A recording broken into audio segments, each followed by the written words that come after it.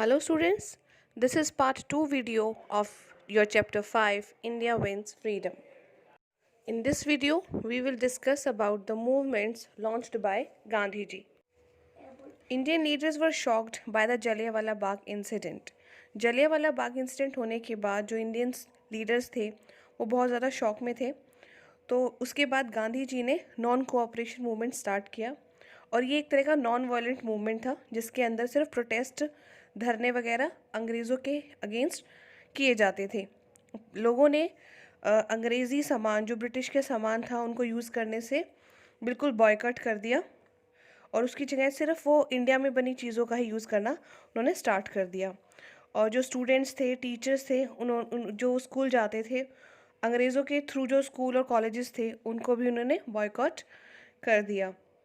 हज़ारों लोगों ने जो गवर्नमेंट जॉब्स थी वो छोड़ दी और अगर किसी को कोई टाइटल मिला हुआ था, कोई उपाधि मिली हुई थी अंग्रेज़ों के ब्रिटिश के थ्रू, तो वो भी उन्होंने सब कुछ वापस कर दिया। और ये जो मूवमेंट था काफ़ी अच्छा चल रहा था, लेकिन गांधी जी ने इस मूवमेंट को बंद कर दिया क्योंकि 1922 में चौरी चौरा इंसिडेंट हुआ था और उत्तर प्रदेश में हुआ था। इस चौरा चौरी इंसिडेंट में हुआ ये था कि कुछ पुलिस वालों और प्रोटेस्टर के बीच में झगड़ा हुआ था। तो प्रोटेस्टर ने क्या किया, पुलिस स्टेशन को पुलिसमैन के साथ ही आग लगा दिया और जो बहुत सारे पुलिसमैन थे वो मर गए। तो इस तरीके से इस प्रोटेस्ट को जब गांधी जी ने देखा ये तो वायलेंट होता जा रहा है, हिंसा पे लोग उतर आए हैं, नुकसान हो रहा है, लोगों की जानें जा रही हैं, तो गांधी जी ने इंस्टेंट ही फिर वो जो नॉन कोऑपरेशन मूवमेंट था उसको बंद कर दिया।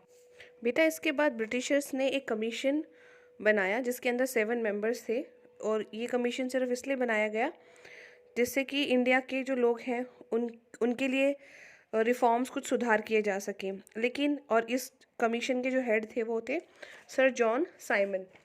लेकिन इस कमीशन में एक प्रॉब्लम थी कि इस कमीशन में जितने भी मेंबर्स थे वो उनमें से एक भी इंडियन नहीं था। तो लोगों को लगा, इंडिया के लोगों को यही लगा कि ये तो हमारे लिए ये ह्यूमिलेशन है, हमारी तो इंसल्ट हो गई क्योंकि इसमें इंडिया का एक भी इंसान नहीं है, तो वो कैसे हमारी हमारी प्रॉब्लम को कैसे समझेगा।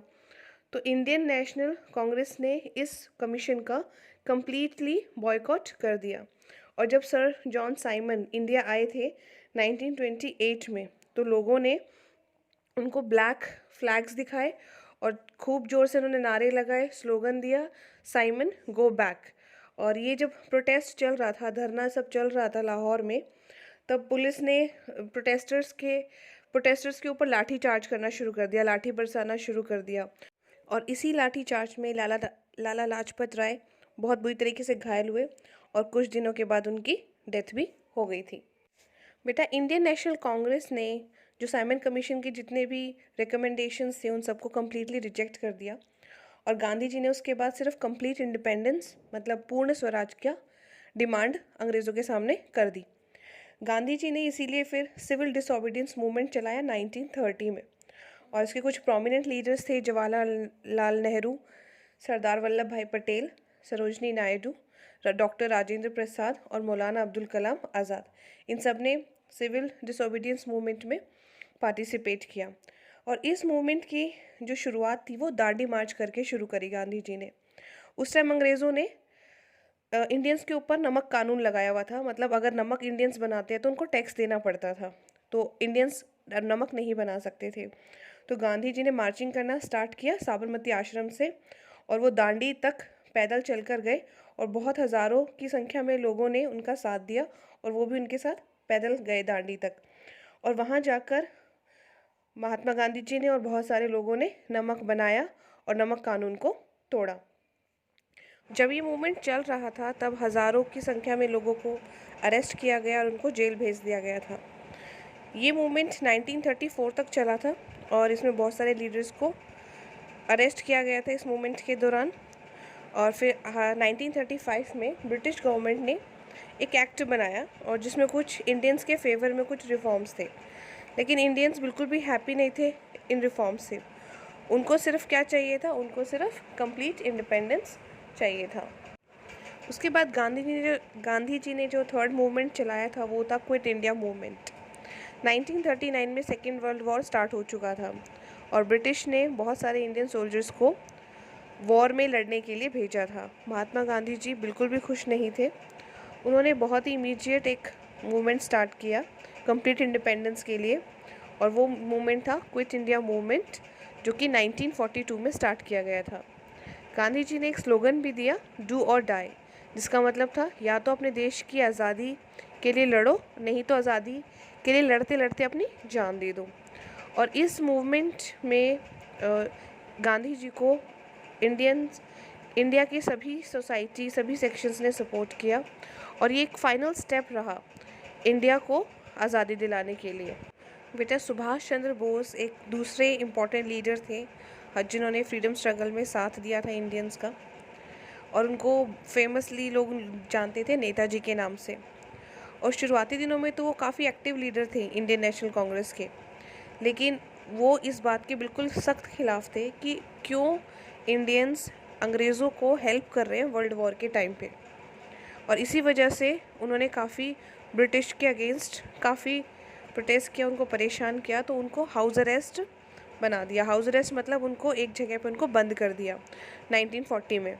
ठीक है, किसी तरीके से वो बच के निकल गए और वो जर्मनी पहुँचे। अफ़गानिस्तान से उन्होंने जाते हुए उन्होंने जर्मनी वो पहुँच गए, और वहाँ जाकर उन्होंने अपनी एक आर्मी बनाई, एक सेना बनाई जो कि ब्रिटिश के अगेंस्ट वो फाइट कर सके। और वो जापान तक गए इसी पर्पज़ से, और उन्हें इंडियन नेशनल आर्मी बनाई जो बाद में आज़ाद हिंद फ़ौज के नाम से फेमस हुई। और सुभाष चंद्र बोस ने एक बहुत फेमस नारा भी दिया, तुम मुझे खून दो, मैं तुम्हें आज़ादी दूंगा। इसका मतलब कि तुम मुझे ब्लड दो, मेरे लिए लड़ो, मुझे अपने आप को सौंप दो, मैं तुम्हें इस देश को आज़ाद करवा दूंगा। फाइनली जब सेकेंड वर्ल्ड वॉर ख़त्म हुआ 1945 में, तो ब्रिटिश ये समझ गए कि अब वो ज़्यादा लंबे समय तक इंडिया के ऊपर अपना कंट्रोल नहीं कर सकते। तो उन्होंने क्या डिसाइड किया कि अब हम इंडियंस को इंडिया को छोड़कर चले जाएंगे और इंडियंस को हम फ्रीडम दे देंगे। तो फिर हमारा जो इंडिया है वो आज़ाद हुआ 15 अगस्त 1947 को।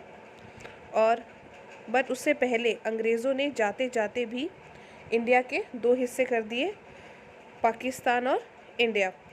पंडित जवाहरलाल नेहरू हमारे फर्स्ट प्राइम मिनिस्टर बने, और डॉक्टर राजेंद्र प्रसाद हमारे पहले प्रेसिडेंट बने। This is it. Your chapter ends here.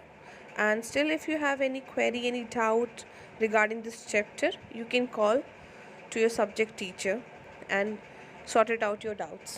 Thank you and take care.